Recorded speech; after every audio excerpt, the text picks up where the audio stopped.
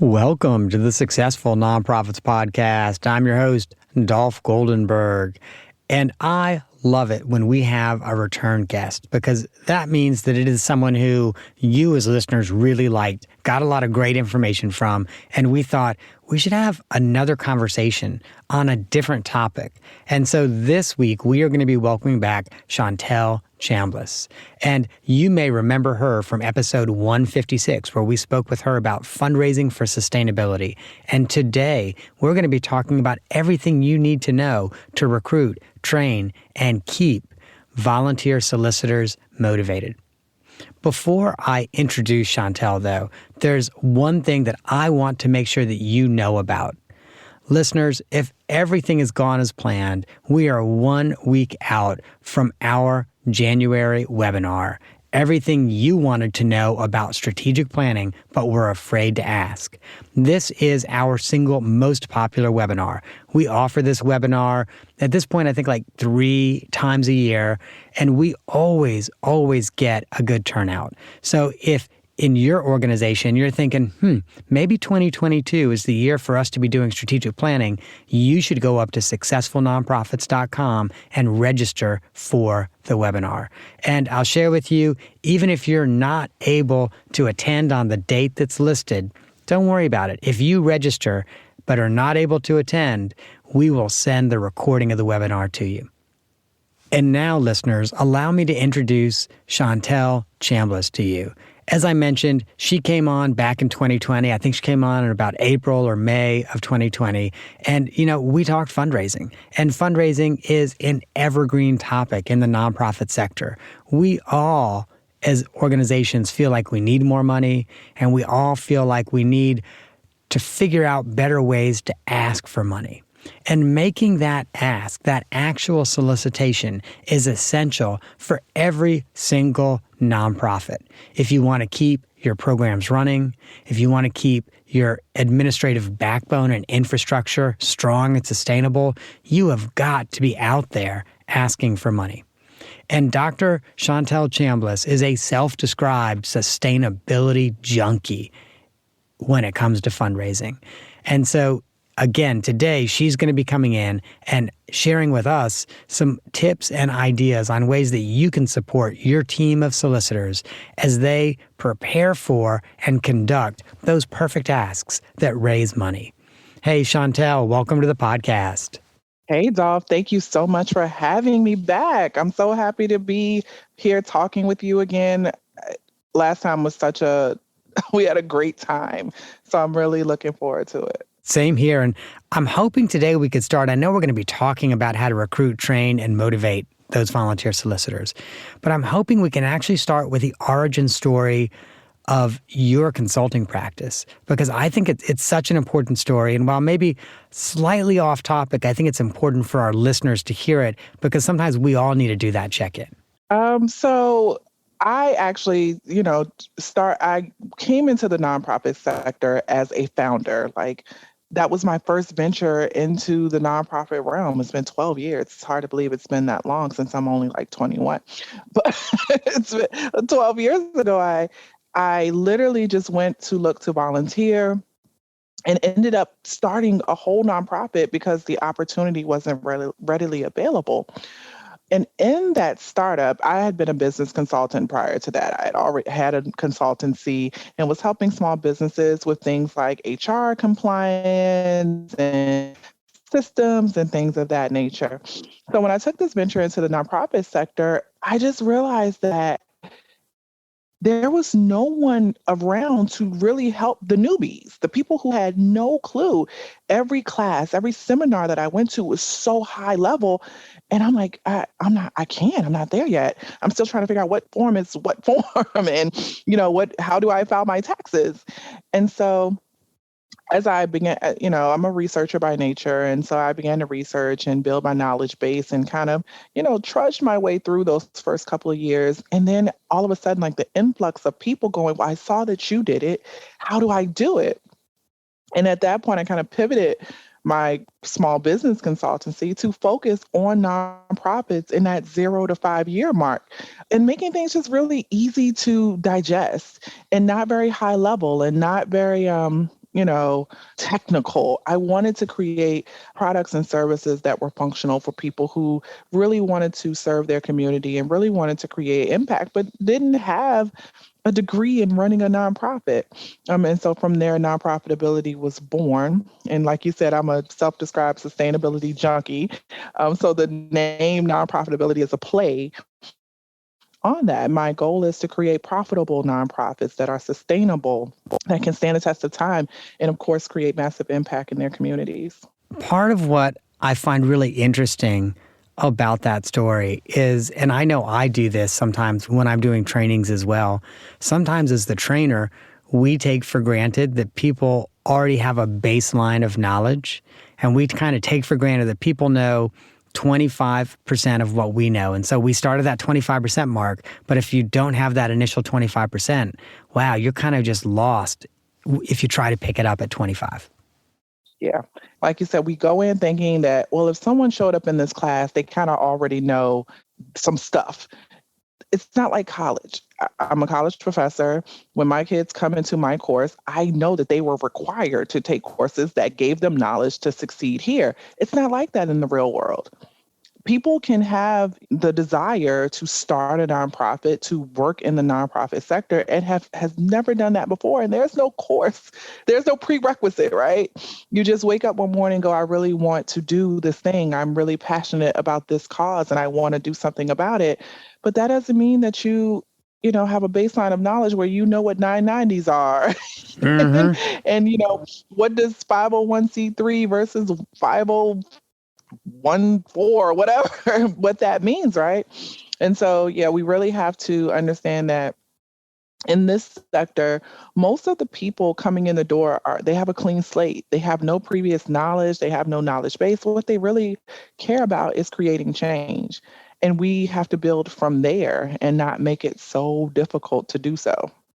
Absolutely. And I am hoping as we start to talk about recruiting, training, and motivating those volunteer solicitors, I am hoping maybe we start at that really basic level. So, we kind of make the assumption you're an organization in your first 5 years, and maybe you've never recruited a volunteer solicitor before. So let's just start with that recruitment piece. You're a fairly new nonprofit organization, maybe Dress for Success in their first 5 years.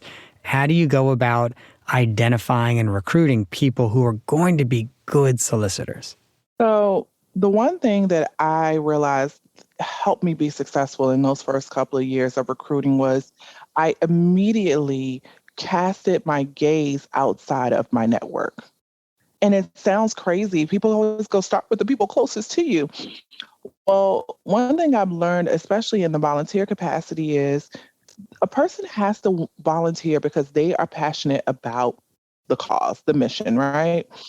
And so what typically happens when we look inside of our personal networks, our friends and our family, we're finding people who are passionate about us. But they're not really, they don't really know much about the mission. They're not really passionate about the cause. They're passionate about us. And so that works well for a while until it's time to do some really hard work, right? Till it's time to put boots on the ground. Then it's like, wait, I just wanted to help you out a little bit, but I don't want to go do that. And so the very first thing that I did personally was, this is going to date me, I posted an ad on Craigslist.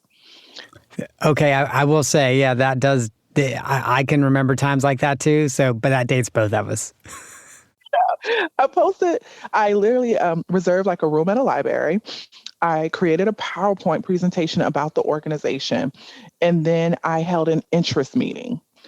And I put the ad on Craigslist and was like, if you are passionate about women's empowerment and financial literacy and all of these things, join me for an information session. We're looking for volunteers to join committees and things like that. And these people showed up. And I gave this PowerPoint presentation, and I had a process for them to sign up and, be on the development committee or to be, we used to do phone banks back then. Oh my gosh, I'm so dating myself, right? We used to do phone banking where we would just sit and call potential donors. And so I casted my net outside of my network because the number one thing to check off is Are they passionate about the mission? If they're only there to lend you personally a helping hand, when it's really time to get, down and dirty, they're going to second guess. But when someone is passionate about the mission, they're going to get out there in the mud and go. I find your perspective on that to be really accurate because when we're relying on our friends and family, we can count on them once, twice, or three times. But at some point, we wear out our welcome, and they say, "Okay, I've done this 8 times for you now, and this is not where my passion lies." So I gotta back up though, and I have to ask you. So you posted this ad on Craigslist, and how many people showed up in that library room for your PowerPoint presentation? I think in the first one, it was maybe 8 people. Oh, And I did wow. it several times. Yeah. Yeah. In the very first one, it was 8. I will never forget, it was 7 women and 1 man. Mm-hmm. Honestly, I was like, these people are on Craigslist. It was like, I had a couple of executives and like really Wow. professional people. And I'm like, what are these people doing on Craigslist? No, I don't know. I'm like, wow. And I mean, really, I can never, if I could go back and find them all, I could never thank them enough for the work that they did. They were just so interested. Some of them had heard Dress for Success is an international brand. So I did have some brand recognition. So some of them had heard about Dress for Success, but hadn't seen it happening in our area. So they were just really interested, like, whoa. And then some people were looking for volunteer opportunities the same way I was looking when I started Dress for Success. And so it just, it worked out so well. It was almost like kismet. I could not believe it. So let's fast forward. It's now 2021. I think it might be not the best approach to put an ad on Craigslist. I don't know if Craigslist is even still around, but it probably is. It's probably not the best approach though. So like, what do you recommend now? Is it like the ad on Meetup or on Facebook event, or like, what do you recommend now? So what I recommend to my clients now is LinkedIn. Because remember, LinkedIn, every social media platform has its purpose. Facebook is kind of where we're hanging out with our friends. But when we get over to LinkedIn, that's like the boardroom, right? It's where we are looking for professional opportunities, where we're learning more about companies, not just like their ads that they're running on social media, on Facebook and Instagram. We are really learning about these organizations and what they need and who they're looking for. LinkedIn, Shantell, I totally see that.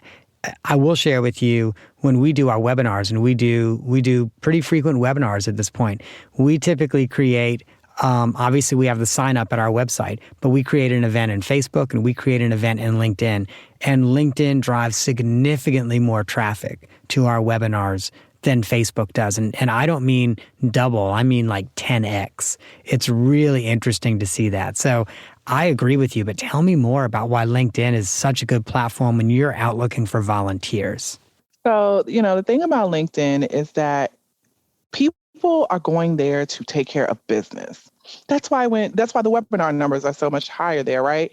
When we're on Facebook, it's kind of like when we go to the break room at work. We are going there to like get a soda, chill out, see what happened in the news today. We aren't really thinking about work and business.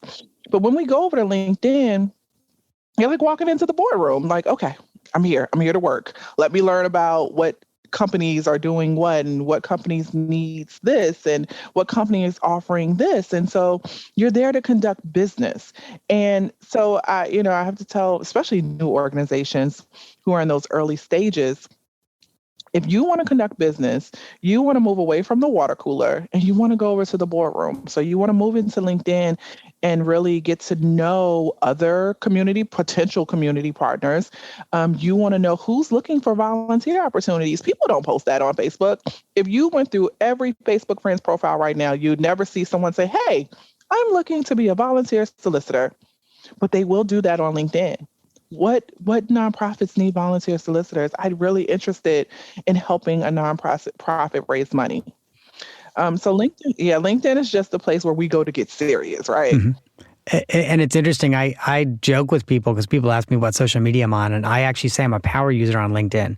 I'm on LinkedIn much more than I'm on Facebook. Facebook, as you say, it might be a Saturday afternoon. I'm like, oh, let me see what my friends have done this week. And I'll pull up Facebook and I'll see what my friends have done this week. But for me, LinkedIn, I'm not on it every day, but I'm probably on it 4, maybe even 5 times a week. So I'm in full alignment and agree with you on that. But I've got this next really important question that I think a lot of our listeners also have. So you've created a LinkedIn event, or 8 or a dozen years ago you did a Craigslist meetup event, and you've got 8 or 9 or 10 people that show up, and they're all excited, and they are all like, oh yeah, I want to volunteer for this committee or that committee. How do you identify among those folks that are going to be great solicitors? Because I'd be willing to bet everyone that shows up isn't showing up thinking, I want to raise money. It's amazing to me that you can be really clear, and this is where people get frustrated. You can be really clear about what you're looking for, and people will still show up and go, oh no, that's not what I want to do. I'm like, but that's why I invited you here. And so I'll say this: if you do interest meetings or meetups or anything like that, there should be some place where you are taking information in. I had basically an application where you told me what your skill sets were, what your previous jobs were, what your current job was. It wasn't just we all sat around and sipped coffee and talked about the organization. I have a saying that says recruit like it pays. And that's specifically for my nonprofit people. In nonprofits, because we tend to think we're asking volunteers to do us a favor. They're really asking us to do a favor, right? It's the opposite. And so whenever I'm in any type of recruiting mode, board members, volunteers, solicitors, committee members, the process, it's like a job recruitment process. I want an application with some pertinent information. I want to have one-on-one conversations. I want to have group conversations so I can get to know you and see what your skill sets are and see them in action. And so one thing I'll say is this: don't just bring people in and give them information. You take in information as well.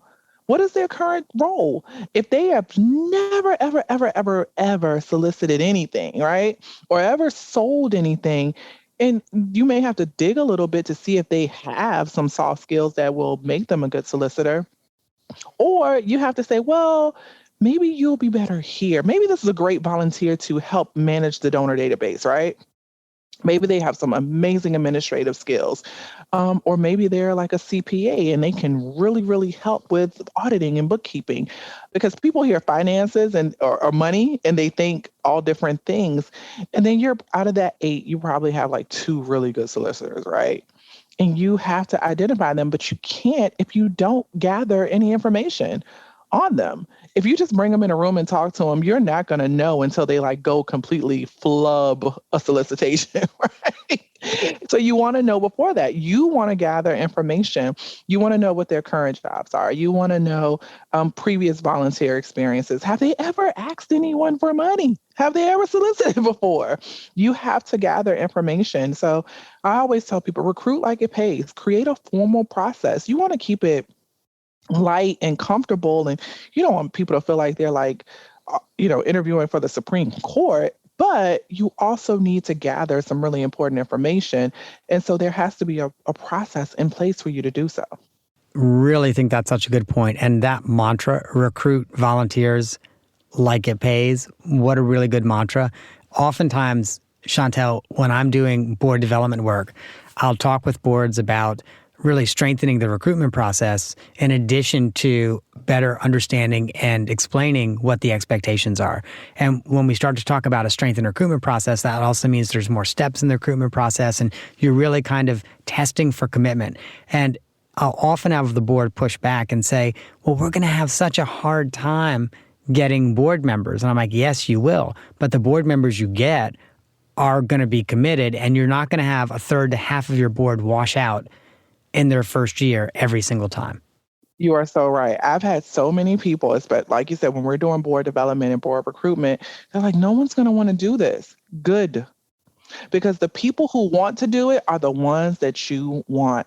Listen, when you are applying for anything, even when we're just applying for a car, right? We're going to the car dealership and we want to get a car. You want to know the reason why we're all there 5 or 6 hours? Because they are trying to make sure that you are serious about paying this money, right?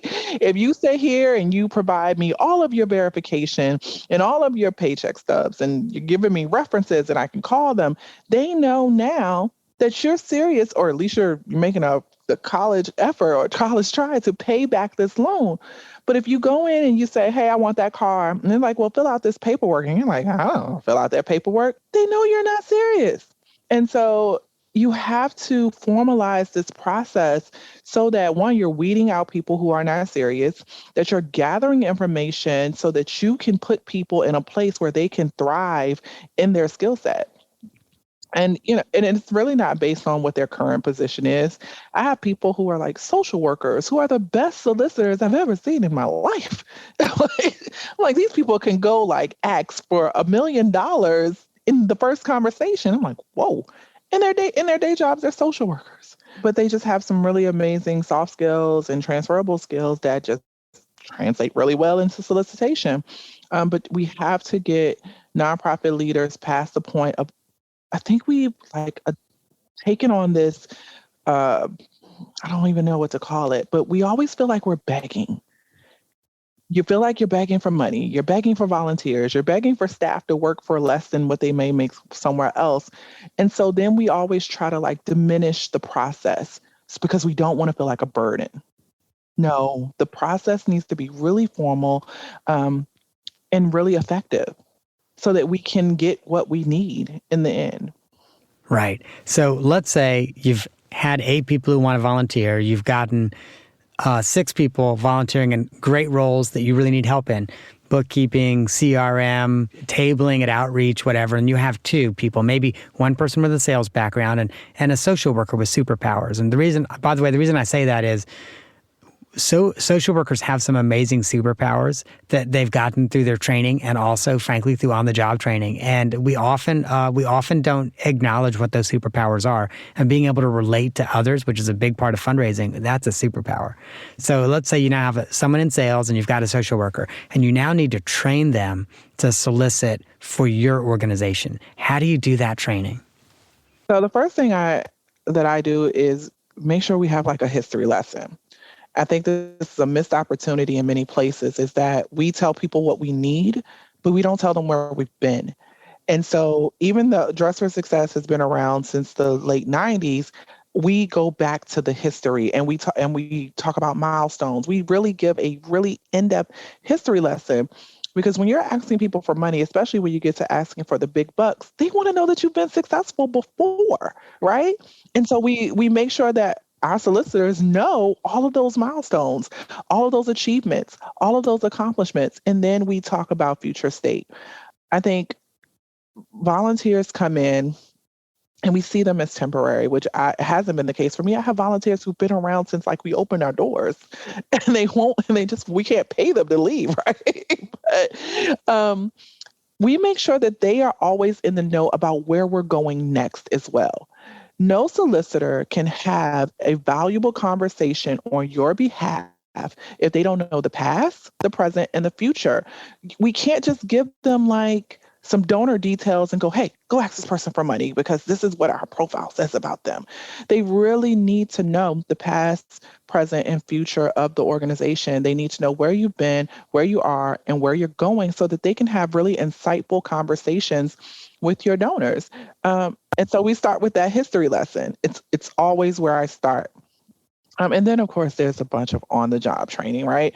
Don't ever send anyone to have conversations about your organization on your behalf by themselves the first time. Even if you get a check, to me, it still isn't successful. Even if you get the donation, it still wasn't a success because there's no one there to support this person in this initial conversation to help fill information gaps. So if you got a check, you may have would have gotten a bigger one if someone with that institutional knowledge was there to support.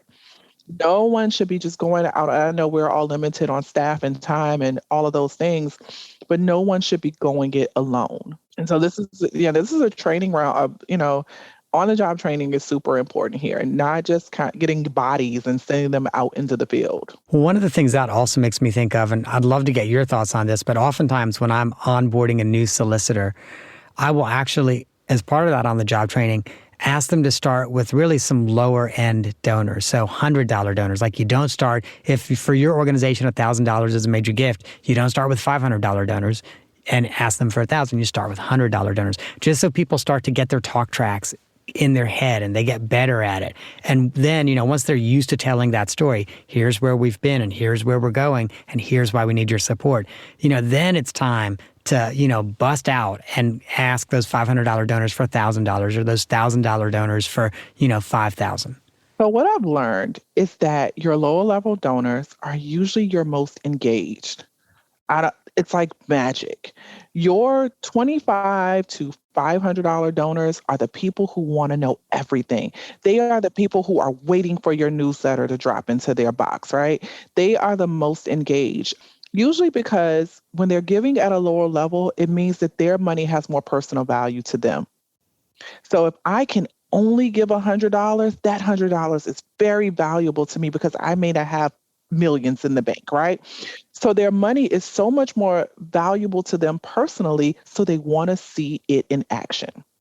Your $10,000 donors who can just stroke a $10,000 check, the money is still very valuable to them, but they know that they don't have to see it in action, if that makes sense. They know, they understand the tax benefits to them.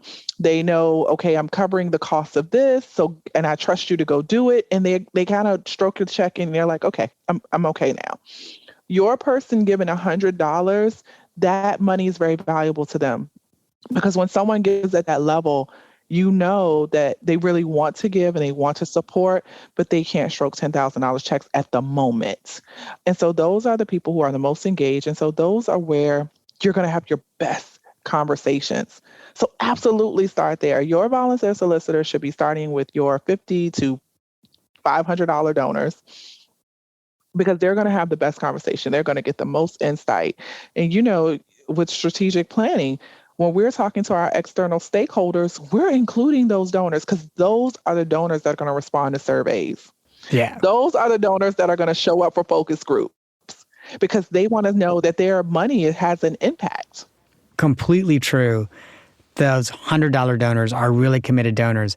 I believe, though, there's one set of donors that are even more committed, and those are your sustaining or recurring donors. Those folks that say, yeah, charge my credit card every month or every quarter, because they believe enough that they want to see it on their credit card statement every single month. And to me, I think there's two big game changers, maybe even three with those.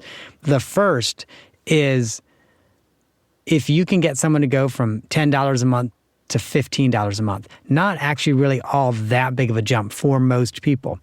But you're getting someone to go from a $120 donor to a $180 donor, 50%. It's kind of like getting your $10,000 donor to go to 15. That's a big deal. That's a big, big deal. But the other thing I just have to reflect on, now I'm going to show my age. Over 2 decades ago, when I was a development director, we had an amazing program that we called $5 for food and fuel. And essentially we asked people to give $5 a month, and we put all of that money, we took none of it for overhead because it's only $5. We put all of that money into the larger emergency assistance fund to help people with food and with fuel. And the reason I'm saying I'm showing my age is, 2 decades ago, most people were not doing online giving. We were still, most of us were not even doing online shopping over 2 decades ago. We were scared about putting our credit card. It's laughable now. We were scared about putting our credit card information online. But the vast majority of our $5 for food and fuel donors, and some people did more than 5. Some would do 10 or would do 20. But the vast majority of our donors were older people. And you could tell that because they would mail in a check every month, and you could tell by the handwriting. So, sometimes as you get into your 70s and 80s, your handwriting starts to get really kind of squiggly. And so you could tell that, that this was the squiggly handwriting of an octogenarian. And to me, part of the powerful thing around that is these people were really committed. And while, they weren't going to stroke a $10,000 check, for someone who'd been a sustaining donor for years, we could go to them and have a conversation about their estate plan. And while they might not leave us $100,000 in their estate, they might actually leave us $5,000 or $10,000 because, they owned a house and they had some savings and that kind of thing. And so they would actually put us in their will in a way that was significant. I have to tell nonprofit leaders, there's no such thing as set it and forget it in this industry. Now, I can pay a gym membership for 3 years and never ever go and never miss it. But if one of my recurring donations doesn't hit my statement, I'm like, what's going on? Because it's more impactful. And so when people set those recurring donations, it's because every month they want confirmation that they are contributing to this mission. No one cares about their gym membership if they're not like really working. I haven't seen the gym in 2 years. and but they still get their $13 every month, right? And if I don't, and then like during COVID, they didn't charge me for a couple of months. I never even noticed. I never even noticed that they didn't charge me.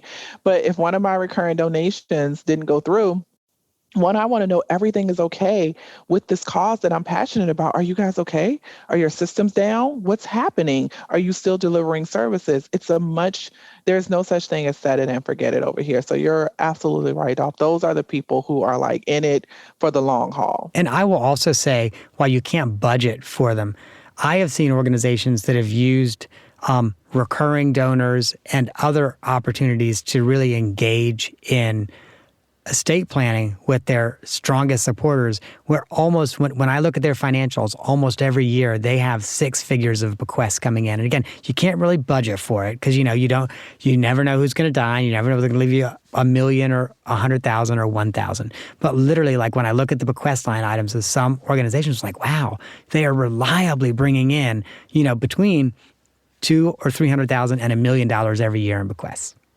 Oh yeah.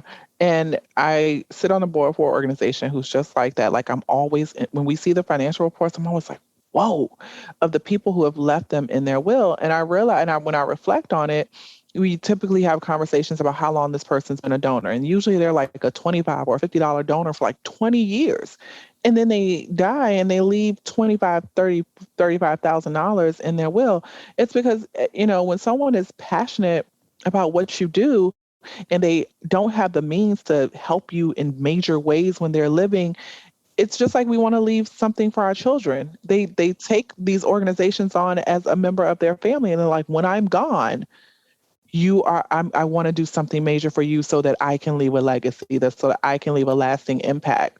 So absolutely, don't ever discount. My $5 donors are just as important to me as my $5,000 donors. So now let's talk about keeping your volunteer solicitors motivated. So you've recruited them, you've trained them, you've given them both the history and the on-the-job training. They're doing a great job. They're knocking it home with your $100 donors, with your $1,000 donors, with your recurring donors. How do you keep them motivated so that they're not just doing it for a month and saying, okay, well, I've done it and now I'm done, because that was a lot of work. Listen, we are all human beings and we all love 2 things: competition and recognition. And so, we find it really fun to make it visible. Is there a chart in the office where you can see who's raising the most money? It's amazing how people see this little chart. They're like, oh, she's not going to beat me. Let me go make some calls, right? Mm-hmm. And then recognition. When they hit a milestone, milestones are so important in every asset of team building, right? When they hit a milestone, do we have a pizza party? We're not going to go spend all the money we just raised. We're not all going to fly out to Dubai, right? But can we have a pizza party? Can we do a wine tasting? Are they recognized at your annual fundraiser as the person? Because it's not about, well, this person went and raised the most money. Well, how we typically frame it is, this person is so passionate about this cause. Hear from them why they take their time to volunteer and go out and to raise funds. It's really about, showing how impactful this person is to the mission. So competition and recognition. You want to keep people engaged, put them against others, especially friends. Oh, I love when we have a group of friends that come and say, hey, especially when we use the phone bank. Oh, it was hilarious. They're like trying to see who can, have the longest conversation, what donor would tell them the most personal information. They're like sharing notes. Oh, or if you talked to this donor last month and then I talked to him this month, but I got him to increase his donation. Oh, it's hilarious to watch. And then, of course, to recognize them for their hard work. Putting milestones out there and going, we really need $5,000 this month. Who's going to get us there the quickest, right? and then recognizing them for their hard work at an annual fundraiser with, small mementos or tokens, a pin, a Mm-hmm. pizza party, a gift card, something very small to let them know you appreciate their hard work. Like I said, we're human beings and we all do need that recognition. I have often been surprised at how motivational even the relatively smallest amount of recognition is, like a lapel pin. Some of us are not that excited about a lapel pin, but there are groups of people who they get a lapel pin and they're going to wear it with pride to every one of your events. They're going to wear it. They're going to be like, yep, look, I because they'll know people are going to see the lapel pin and think, oh, this person is special in the organization. Dov, I guess as it came with age. When I was younger, when I first started this organization, I was like in my late 20s. And the lapel pin, I was so confused by it. I'm like, these people love lapel pins. It's amazing to me. But now I'm like, okay, who's getting a lapel pin this year? Because they love it. The other thing that I love about the lapel pin, and now I'm showing my age, because I do remember 2 decades ago being surprised how motivational it is. The other thing I love about the lapel pin is when I wear one, it's my opportunity to evangelize for the organization. And so, for example, when I wear my Rotary lapel pin, I know other people who are Rotarians are going to go, oh, you're a Rotarian too. What club?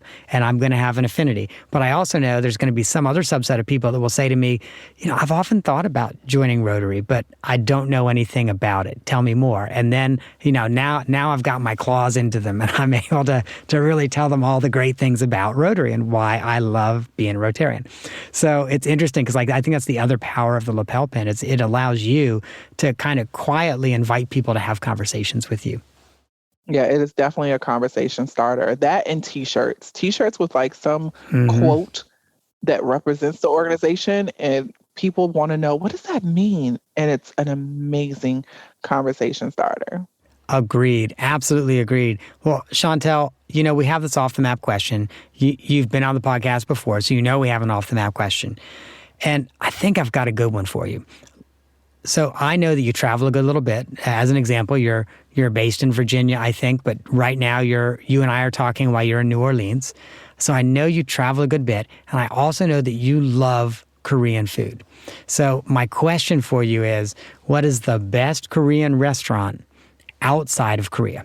The best Korean restaurant outside of Korea is Wonjo in New York City. It's just a little off of Herald Square.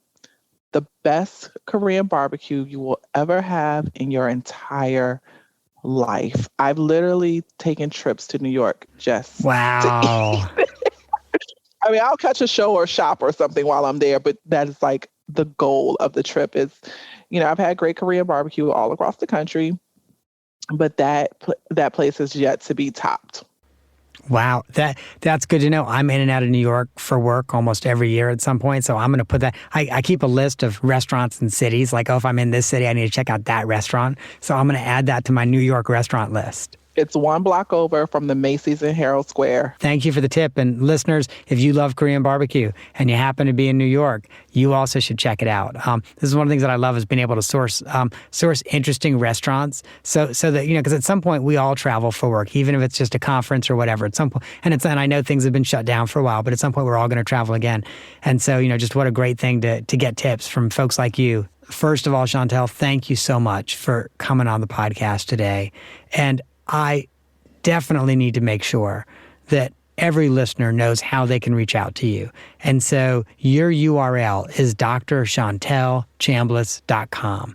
We are also going to post that at our website, successfulnonprofits.com, in the show notes. If that Korean barbecue restaurant in New York has a website, we might actually post that URL as well, just because that way it'll always be my reminder. Be like, wait, I didn't get it on the list. Where is it?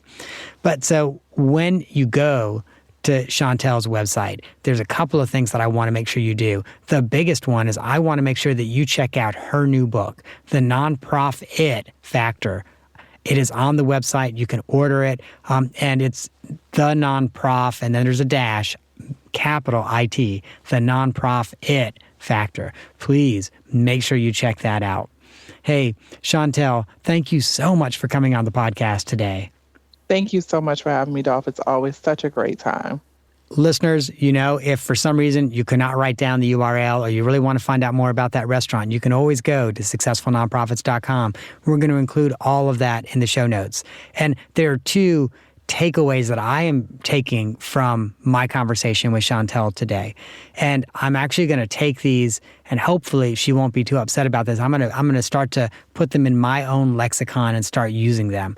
And I agree with them, and to a great extent they are things that I have been doing, but I've not thought about it in such a pithy way. And that very first one is recruit like it pays.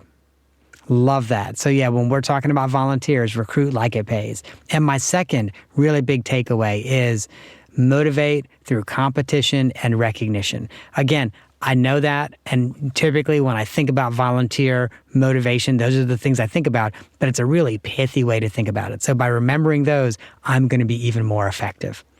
And listeners, if you liked this episode, there's a couple more that I think you should definitely check out. The first is the last episode we did with Shantell, episode 156, Fundraising for Sustainability.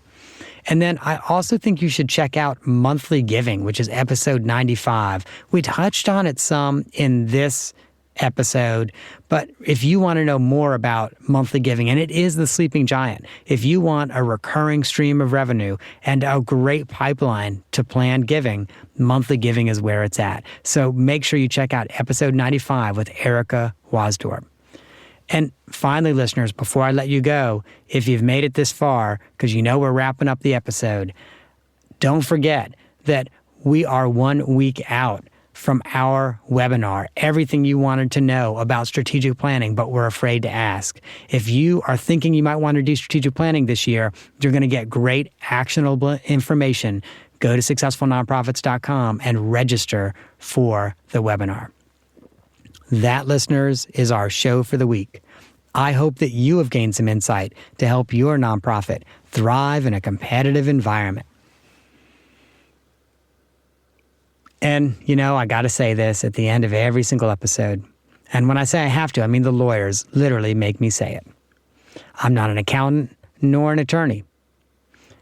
And neither I nor the Goldenberg Group provide tax, legal, or accounting advice. Which is not surprising because I'm not an accountant or an attorney. This episode, and really every episode of the podcast, is for informational purposes only, and it should never be relied on for tax, legal, or accounting advice. And, sometimes I jokingly say, really, there's no podcast that you should be getting your tax, legal, and accounting advice from. In the same way that you should not just talk to people on the street corner and say, hey, I have an accounting question for you, or I have a legal question for you. It's just not a great idea. So if you find yourself in need of tax, legal, or accounting advice, and you're not sure who to reach out to, feel free to contact me. This actually happened recently. Someone in Phoenix reached out to me and said, hey, we really need a pro bono attorney, and we don't know any firms. We don't know how to maybe get one. And I was able to link that person with the Bar Association in Phoenix, which actually links nonprofits with pro bono attorneys. So when I say reach out to me, I'm serious. I might be able to help you find the right person. So if you're not sure who to approach, reach out.